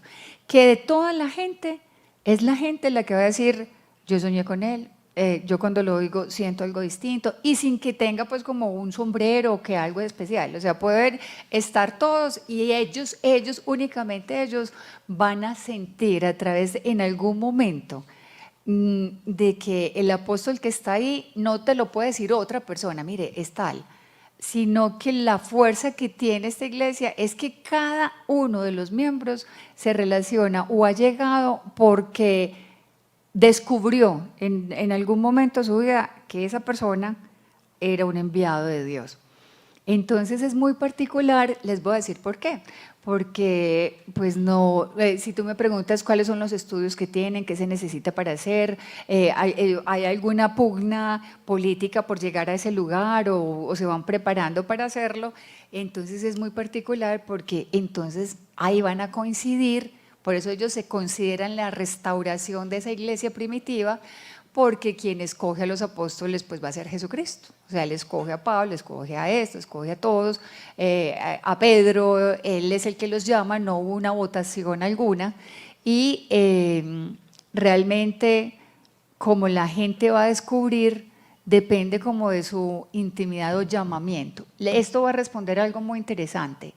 Esta iglesia no es proselitista, o sea, ellos no te van a ir tocando todas las puertas, sino que van a ir únicamente en una actitud de encontrar a los que también creen en el apóstol. Les voy a poner varios casos. Uno, por ejemplo, que estudié en Cuba. En Cuba no llega, o sea, primero prohibido por el gobierno, o sea, había mucha dificultad para que muchas religiones pudieran llegar a Cuba y pasa este fenómeno que vengo estudiando. Resulta una señora, el apóstol tampoco va a poder ir a Cuba, porque no hay permiso, ¿cierto?, para hacer este tipo digamos, de encuentro, que ella lo conoció o ella lo vio. Pero dice la señora, les mostraron un video en un cassette, en esa época ni un Betacam, VHS, y había un pequeño grupo, la señora se acerca y dice, ¿quién es ese señor que está hablando ahí? Entonces le dice, no, pues en ese video, pues mira, es de una iglesia que se llama La Luz del Mundo, él es el apóstol que dirige la iglesia, y le dice, ah, qué tan raro, lo que pasa es que desde que yo estoy pequeña sueño con alguien metido en una caja, pero no sabía qué era la caja porque yo vivía en el campo, y la caja es la televisión. Ya cuando vine y entendí cuál era la caja con la que yo soñaba, era la televisión, pero yo siempre he soñado con ese señor. ¿Quién es ese señor? Entonces ya cuando viene a ver ese momento en el que la persona se le explica quién es el apóstol, ya viene, digamos, como el momento del encuentro de esa conversión, pero es un llamamiento previo, ¿cierto? Si tú vas a la iglesia La Luz del Mundo y empiezas a preguntarle a uno por uno o al azar o los buscas donde sea, todos van a tener, digamos, una manera de contarte qué tan particular fue la manera en la que esa persona creyó en el apóstol. Entonces, por eso va a ser tan importante la figura del apóstol y, por ejemplo, para decir de alguna manera, para frenar el desarrollo o para frenar esas estrategias que vimos como que la Iglesia Católica estaba estudiando, como vimos en la tesis que les leí, esas estrategias para detener el crecimiento o la expansión es, ya sé, pues no podemos ir contra todos, son 5 millones, entonces detengamos o persigamos o bloqueemos al apóstol, ¿cierto? Como te digo, la respuesta es muy desde el nivel de la doctrina y de la fe. Por eso los movimientos religiosos, y la misma Marta Nussbaum nos decía, nos tenemos que tener como una actitud que va como de la inteligencia y de la tolerancia, pero también de la posibilidad de no juzgar y no mirar desde afuera, sino de imaginarnos si yo fuera una de esas personas en las que sin nadie decírmelo, yo siento, yo creo, yo tuve un sueño y es esa persona, ¿cierto? Obviamente que va a haber una conversión, como lo dice Foucault. Foucault dice, cuando uno encuentra la verdad, no hay otra cosa más que convertirse a ella, ¿cierto? En otros términos, obviamente, filosóficos, pero para ellos, donde van a encontrar, hay una verdad en la que llena su fe, llena su esperanza, es un encuentro, digamos, tan personal o tan místico, tan real de cada uno, ¿sí? O sea, tú puedes decirle a cada uno y en ningún momento te van a decir, no, yo no lo conozco. Ejemplo, en el 2014, cuando muere el apóstol Samuel, se reunió toda la iglesia y toda la iglesia, aunque no tuviera en ese momento un medio de comunicación para para ver la transmisión de lo que estaba sucediendo, en el último pueblito, en la última vereda, estaban teniendo, digamos, manifestaciones o sueños de quién seguía, ¿cierto? y todo el mundo se quedaba callado porque no lo podían decir, o sea, como yo no sé por qué soñé esto, no sé por qué estaba pasando. Cuando ya muchas personas y todas, digamos de una manera unánime, como sucedió con este apóstol, esa elección o ese llamamiento es lo que vamos a llamar lo más particular que tiene la Iglesia de la Luz del Mundo. Miren, en Venezuela hay otra iglesia que se llama La Luz del Mundo. El nombre completo de esta es Iglesia del Dios Vivo, Columna de Apoyo de la Verdad, La Luz del Mundo. Por ejemplo, en Uruguay hay una que copia al pie de la letra lo que es La Luz del Mundo, entonces en internet ven cómo cantan y ellos cantan y hacen todo y se visten de largo y se ponen los mantos y se hacen de un lado y del otro, pero no tienen, digamos, la parte mística que es la de tener el apóstol, ¿cierto? El enviado y que sostenga como un ente revelador esa doctrina que es la que va a comunicar a los fieles. No sé si respondí tu pregunta. Bueno, voy con la tuya, ¿cierto? ¿Cuál es tu nombre? Sebastián, hola, mira. El éxito económico, es decir, ¿cómo van a hacer esto? Tú puedes perfectamente seguirle el paso, ve a cualquiera de esas iglesitas y fíjate cómo es el asunto. Entonces venden, llamémosle desde la empanada al pastel, porque es de gente que económicamente, digamos, lo que cada uno tenga, cada uno lo aporta. Ahora tienen empresas, ahora están muy enfocados en el autoconsumo, ahora sus proyectos, al crecer la iglesia también ha crecido muchísimo, digamos, económicamente. Les cuento muy entre paréntesis, cuando empiezan la investigación o detienen al apóstol en Los Ángeles, la intención del gobierno mexicano inmediatamente fue frenar sus cuentas bancarias. Entonces eso también nos deja leer entre líneas qué es, hasta dónde va este asunto de querer investigar a alguien y por qué.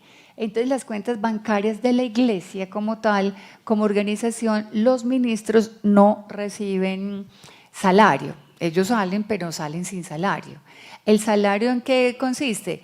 En que cada iglesia sepa que ese ministro tiene 3 hijos, denle para que pueda vivir sus hijos, la comida y la educación de estos 3 hijos, y de acuerdo al número porque tienen que ser casados, ¿cierto? Y tener sus familias, igual como, como te digo, como se calca o se vive esa vida primitiva cristiana, ellos la viven.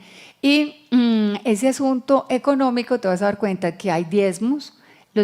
Con los diezmos sostienen la parte de templos. Los templos, por eso la gente se apropia de ellos, porque ellos mismos los construyen y los hacen. No podríamos decir que es una fuente de financiación gringa, que fue, por ejemplo, lo que Cuba quiso estudiar tanto antes de dejar entrar esta religión, porque creía que podía ser gringa y tener alguna financiación o un interés político de otra parte. Entonces van y la estudian en México, en el resto de los países, y dicen, bueno, no es gringa, es mexicana, y la plata y los templos los hacen ellos mismos. Eso tú le puedes seguir el paso perfectamente a eso. Entonces va a jugar algo, por eso les digo, lo podemos mirar de afuera, pero si tú lo miras al interior con los miembros y conversas con ellos, te das cuenta que funciona otra cosa que también es real, y es la fe. O sea, ellos construyen sus templos y ahorran y por la fe que tienen y el deseo de construir y de ver su comunidad van surgiendo. Sí, van surgiendo, como te digo, primero un templo, después ya compran la cuadra y después van comprando estos terrenos y los van haciendo más grandes. Ahora, no deja de ser también una estrategia, digamos, un crédito, ¿cierto? Un crédito fuerte con el que construyeron el templo. Ellos después van como iglesia pagando ese crédito al ritmo que ellos pueden irlo pagando hasta terminar su templo, ¿cierto? Son como diferentes dinámicas que van teniendo, pero el interés es que sean ellos los dueños del templo. No sé tampoco, siempre de platas es muy difícil hablar. Entonces no sé si tu respuesta, pues, al punto de vista económico pudiéramos decir que queda completamente resuelta. Era algo más acerca como el desarrollo que se podía de ver el éxito, que lo presentabas así como con esa palabra. Yo creo que el éxito es si lo miramos no al interior, sino démonos ahora sí como la tranquilidad de hablar desde nuestras disciplinas o cómo desde afuera vemos, la gente está buscando, o sea, tiene la necesidad de pertenecer, la necesidad de crecer, como no solamente en lo espiritual, sino también como persona y ver crecer sus familias. Y el proyecto de vida que ofrece esta iglesia es un crecimiento familiar y comunitario.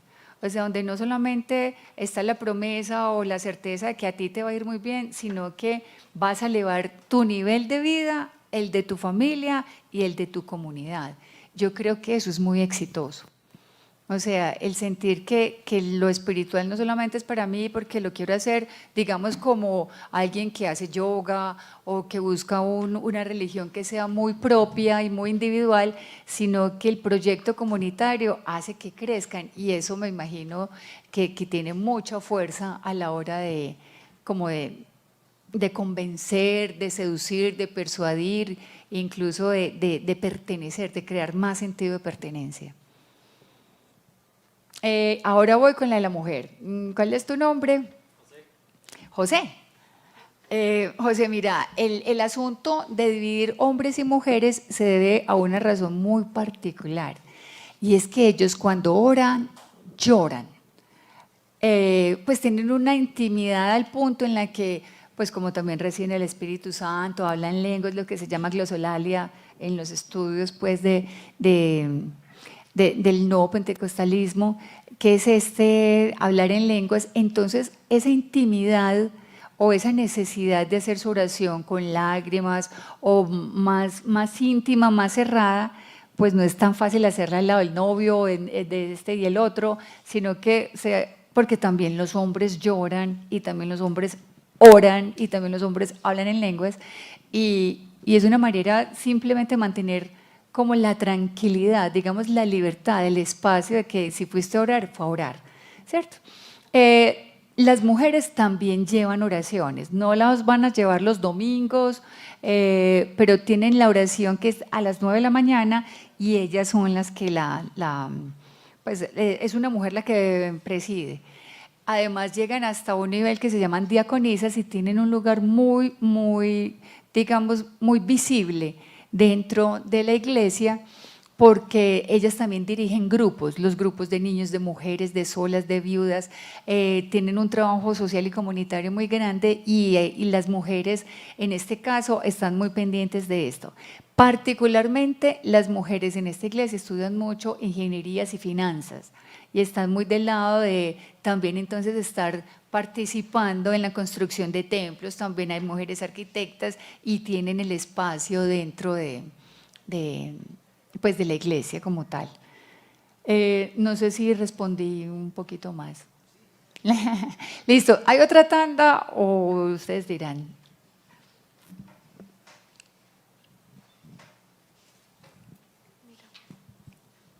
Hola, buenas noches. Y primero que todo, muchas gracias, está muy entretenida la conferencia. Gracias. Y pues mi pregunta es, pues son dos cositas, y es para ver si me aclaras o nos aclaras a todos.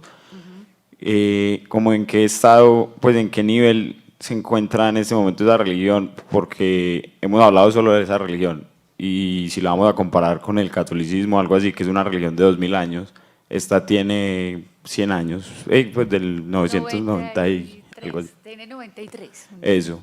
Entonces, la primera es como si de verdad pues está en competencia con el catolicismo, partiendo pues de que ya nos dice que es la que ha tenido más crecimiento en los últimos tiempos. Y la otra cosita es, ¿qué crees a futuro sobre esa religión?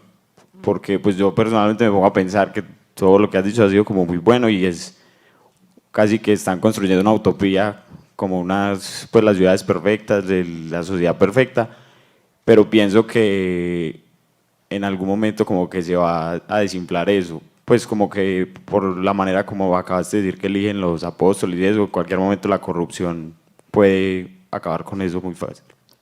Ya, eso es todo. Muy bien, voy a apuntar esta. ¿Hay otra?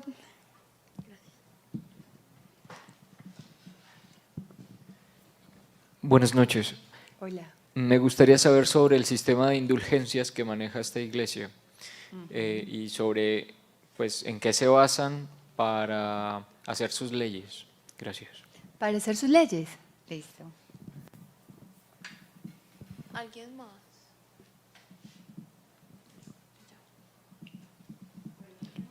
Listo, estas dos. Bueno, entonces voy con la de Jorge. Perdón, ¿cómo dijiste que te llamabas? Esteban. Esteban, discúlpame. Bueno, Esteban, hola.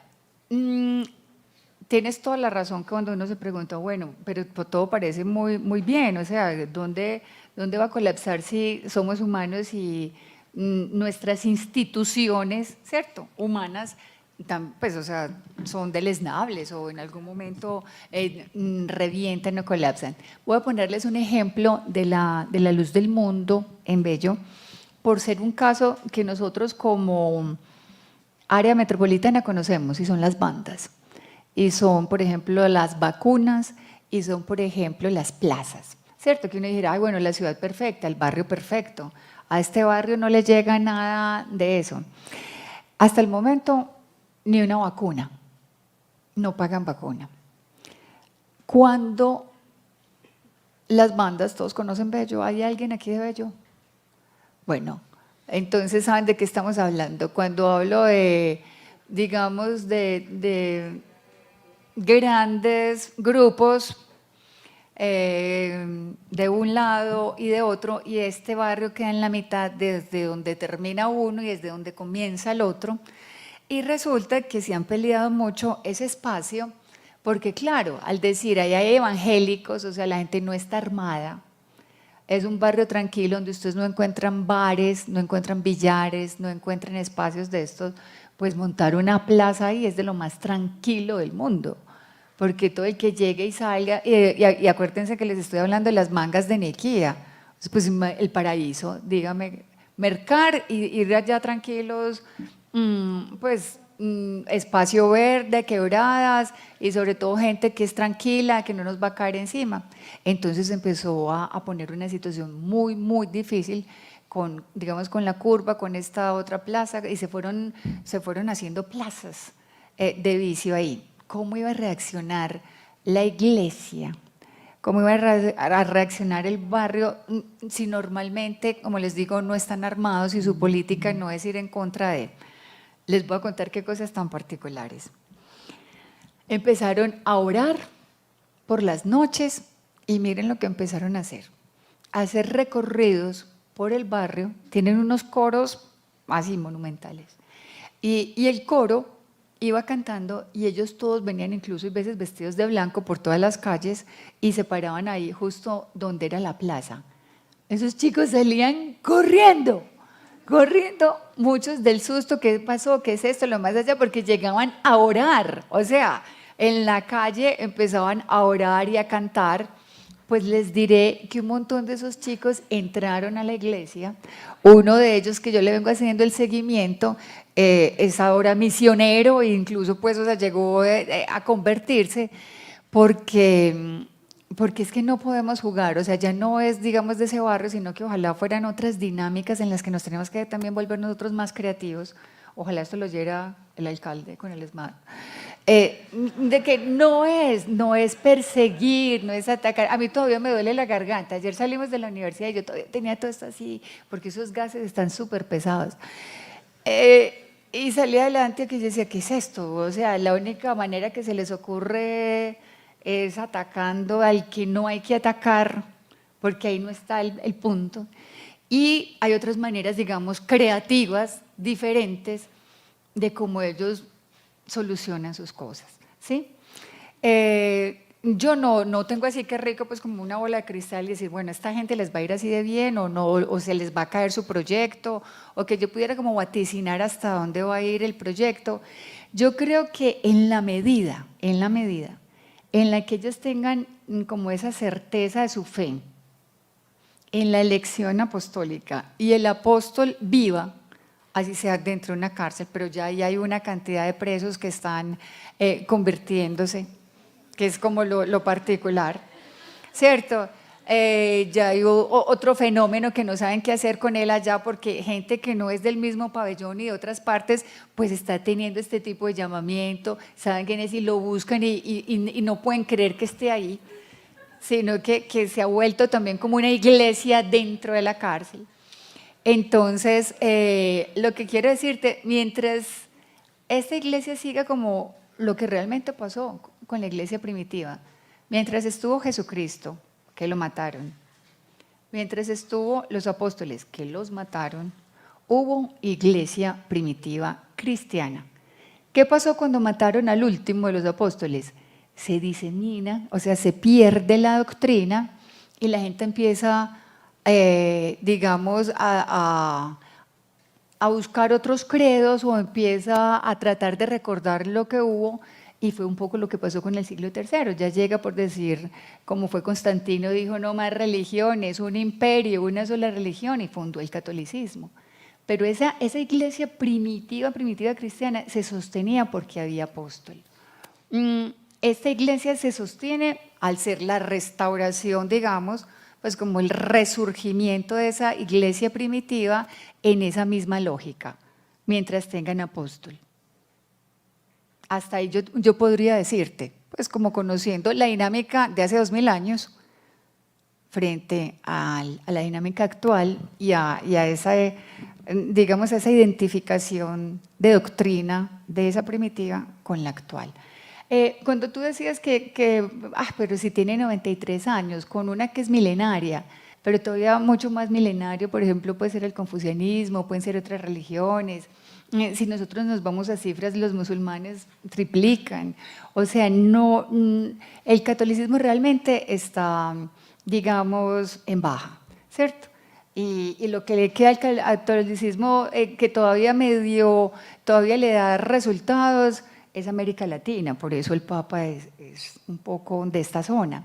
Sin embargo, el fenómeno, por ejemplo, que tiene Brasil, que se considera uno de los países más católicos, ya digamos que en porcentaje tienen un 30% que es de otras religiones o que es evangelio. Mira Bolsonaro, ¿dónde aparece Bolsonaro? ¿Cierto?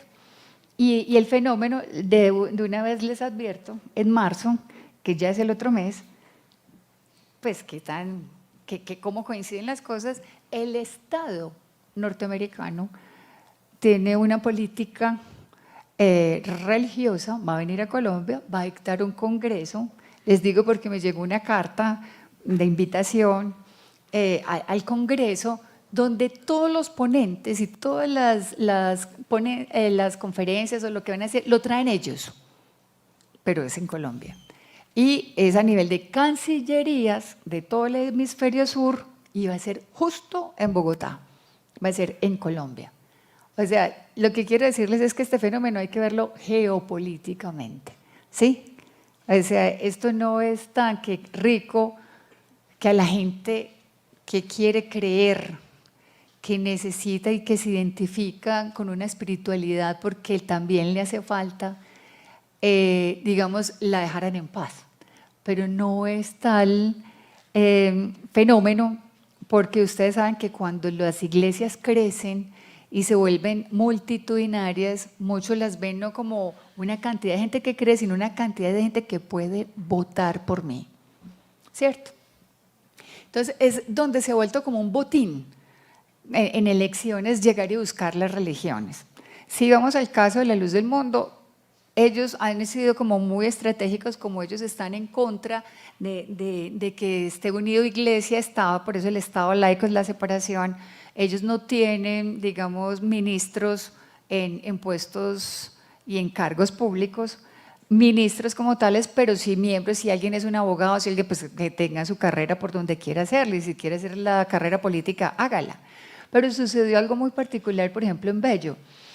Una persona que salió de la Luz del Mundo, que fue concejala de Bello durante 12 años, quiso ser candidata a la alcaldía de Bello, y lo primero que pasó en Bello fue que los 18 pasquines que salieron en contra de ella era que iba a cerrar las discotecas.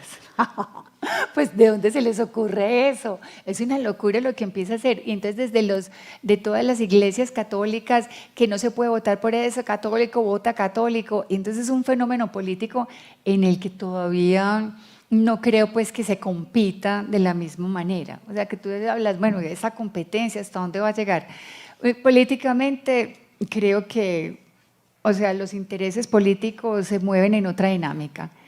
Y lo interesante de estudiar el fenómeno religioso es porque, como leíamos al principio, Ana María Diegaín, e incluso en la Escuela de Altos Estudios, Daniel Hervieux-Leger, que es en este momento todavía la persona que los dirige, son personas, no sé si es el asunto femenino, me gustaría imaginar que es eso, pero se han jugado una cosa de vamos a ver las cosas por dentro, vamos a mirar el fenómeno religioso desde adentro. Vamos a conocer las doctrinas y entonces después de conocer esa dinámica es que vamos a poder casi que tratar de entender qué pasa en la relación que ellos tienen con el afuera. ¿Por qué? Solo para cerrar esto, digo porque estamos haciendo el estudio en la de Antioquia y una chica que tenía la burka, cuando la gente le preguntaba, la hacían sentir como si fuera un bicho raro, algo raro que todo el mundo estaba mirando, pero la chica simplemente era de aquí de Medellín, musulmana, y qué importa, o sea, no tenía que ser árabe, le exigían, de alguna manera había un montón de prejuicios, no, ella vivía en Manrique tranquilamente, pues no tenía por qué decir que venía del Líbano o que venía de ninguna parte. Entonces, lo que tenemos frente a las religiones todavía son prejuicios, ¿sí? Prejuicios que a veces dañan realmente la convivencia, nos devuelven al medioevo, nos devuelven a ser una sociedad cerrada, excluyente, difícil, cuando las sociedades entre más cosmopolitas, más abiertas, más diversas, son realmente más felices y más tranquilas de vivir. No sé si contesté todas. La tuya era acerca de las indulgencias. No existen indulgencias, esa es una palabra muy de la doctrina católica. Entonces ellos al interior, sus leyes o su normatividad, como te digo, va a ser muy del corte de cómo esté en la Biblia, no en el Antiguo Testamento, sino que van a tener el Nuevo Testamento como, digamos, como una guía, como una manera de mirar esas doctrinas y ese tipo de orden que se seguía. Normativa como de que se castigue, por ejemplo, todo lo que sea un caso, ejemplo, pederastia o robo o lo que pueda surgir, no lo soluciona la iglesia, sino que inmediatamente pasa, o sea, los canales son, si es un ladrón es la policía, si es un pederasta vaya a la cárcel. O sea, no es que aquí tengamos un organismo para, como por ejemplo pasa con los indígenas o con otra gente, que no, pues déjenos con nuestras propias leyes. No, si es un delito, es un delito. Y un delito tiene que ser penalizado, estudiado por las instancias que les corresponde estudiar los delitos. O sea, tienen muy claro que lo espiritual es una cosa y que su apuesta es comunitaria, pero de ahí en adelante ya el mundo está muy organizado como para que cada uno busque su cauce. Chicos, no sé si más preguntas. Bueno, muy bien, muchas gracias, ha sido muy interesante.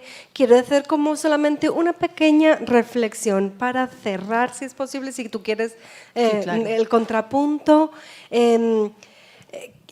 Ana Victoria, no sé, ¿dónde se equivocó una gran parte del mundo intelectual cuando pensó que, digamos, la idea de progreso iba a apartar un poco las iglesias y las creencias religiosas y las iba a sustituir por una especie como de laicidad general, de manera que, de alguna forma, la espiritualidad o digamos, la experiencia de la religiosidad iba a quedar como aislada y, digamos, la idea era como que el progreso de los países, de las naciones, de los pueblos era, no sé, no sé cuál era qué era lo que se pensaba, pero yo creo que nadie se imaginaba que hubiera esta multiplicidad y esta pluralidad de religiones que estamos viviendo en este momento. Pero sin duda creo que hay una diferencia, para mí una diferencia con algo que expresaste, no sé si de pronto no te entendí del todo bien. No necesariamente el hecho de que haya más religiones nos hace más felices. Quiero decir, no sé si la gente es más feliz estando en las religiones o es más feliz estando en las no religiones, pero lo que sí es cierto es que la gente está en búsqueda de algo que yo diría que tiene que ver con la trascendencia y con la identidad y con el lugar y con el sentido que a uno le da a estar en el mundo. Pero el hecho de que, por ejemplo, hay conflictos entre las religiones y los derechos humanos es una realidad. Quiero decir, yo no sé exactamente el caso de la luz del mundo, pero pues cuestiones como el aborto, la diversidad sexual, son cuestiones que no es simplemente, bueno, que cada quien haga lo que quiera, ¿no? Es decir, cuando de alguna manera hacías la broma de que la gente en el municipio de Bello decía, no votemos para esta señora que va a cerrar hasta los billares, quizá un poco, bueno, no sé si a lo mejor es exagerado, pero quizá iban un poco en la línea que uno puede prever, es decir, y si las religiones que tienen su orden moral pretenden imponernos a todos el orden moral de ellos solamente porque ellos lleguen al poder aupados por su mayor organización religiosa, ¿eso no es un conflicto?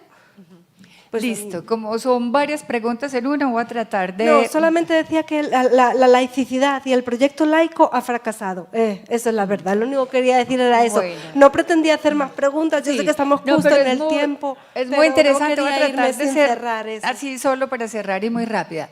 Sí, la modernidad y el proyecto de la modernidad vaticinó, o sea, voy a lanzar esto y voy a decir que… y muchos académicos apostaron a que el progreso iba a opacar el asunto de las religiones. Logró, en gran parte, atinar con el desvanecimiento de las instituciones como tal, ¿sí? O sea, donde esa gran institución, poniendo un ejemplo de la Iglesia Católica, empieza a perder credibilidad, ¿sí? Porque la gente empieza a darse cuenta de miles y de miles de cosas y se va perdiendo esa credibilidad. No quiere decir entonces que la gente se iba a quedar sin religión, ¿sí? Y lo que empieza a ver es entonces una explosión, como lo habla Ana María de Gaín, o lo mismo que se pudieron dar cuenta cuando vino William Mauricio Beltrán, o sea, esta explosión incluso de religiones, de espiritualidades, definitivamente es porque el ser humano, o sea, no lo vamos a despedazar porque pase, progreso, venga lo que venga, el ser humano como tal sabe que tiene un espíritu y se siente con una necesidad espiritual y emocional que no la colma, digamos de alguna manera, ni el éxito ni la promesa de felicidad, pues que ahora vende el capitalismo, carro, casa y beca, casarse, tener hijos, y un montón de cosas en las que la gente se cansó, la gente está cansada del capitalismo, la gente está cansada de consumir y está cansada del crédito y de creer que eso es lo que le va a dar la felicidad. Entonces sí ha provocado que, digamos, en esta época la gente que empieza a leer más y a descubrir más y a preguntarse más, ya sepan cuestionar las religiones y empiecen a hacer comparaciones de unas y de otras y empiecen a tomar como sus propias trayectorias, o sea, sus propias decisiones frente a lo espiritual. Entonces, digamos, muy bonito desde el punto de vista de lo que empezó a ser la decisión de las personas. Antes te decían, eres de tal religión porque sí, mi papá, mi mamá y yo soy acá y yo pertenezco acá por tradición. No, ahora la gente decide, busca y si no quiere creer, no cree. Y si no quiere salir de esto, no lo hace y toma su propia decisión. Yo creo que eso es, digamos, de alguna manera, o no, de todas las maneras, eso es un avance gigantesco, ¿sí? Y se lo debemos precisamente a esa fracción, a ese arrumbamiento en las instituciones y el rigor, digamos que en las escuelas se tenía que conocer únicamente una religión y la clase de religión todavía no la podemos desmontar del cuadro del sistema educativo colombiano. O sea, donde todavía hay una insistencia y los que no tienen religión no han visto es que la clase de ética y valores, la del mismo de religión. y la quiere volcar nada más distinto a la religión que la ética.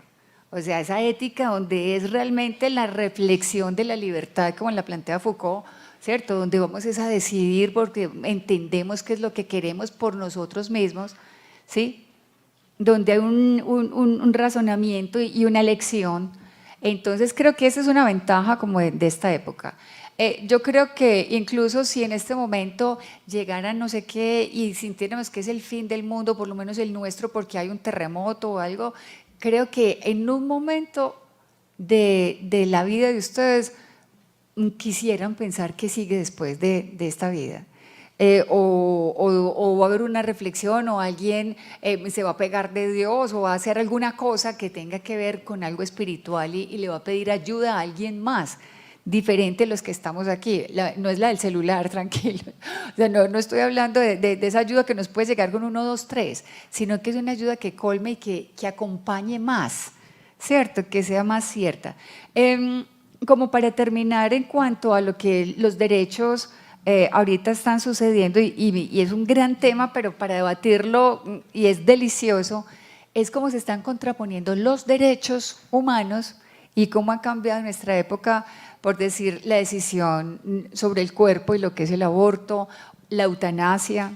Lo que antes manejaba era como el terreno de la religión, ahora esos temas sí se han secularizado, los podemos trabajar, los podemos ver. Ahora no es un problema tan grande decir soy ateo, soy atea, no creo, sí creo, porque hay por lo menos un respaldo intelectual en ciertos medios donde ya no está mal visto, ¿cierto? No está tan señalado, pero yo sí creo que para esa explicación podemos empezar a coger sobre todo lo que son las elecciones en Europa. Porque las elecciones en Europa, ese es otro tema y otra conferencia, pues una ponencia larga, muy rica de ver, es porque han ido confundiendo los derechos con el conservadurismo. O sea, cuando se dice que viene alguien conservador, uno cree que va a proteger los mismos derechos y no es así. Se terminó el tiempo, dejemos aquí, listo. Bueno, muchas gracias, un aplauso, gracias a ustedes.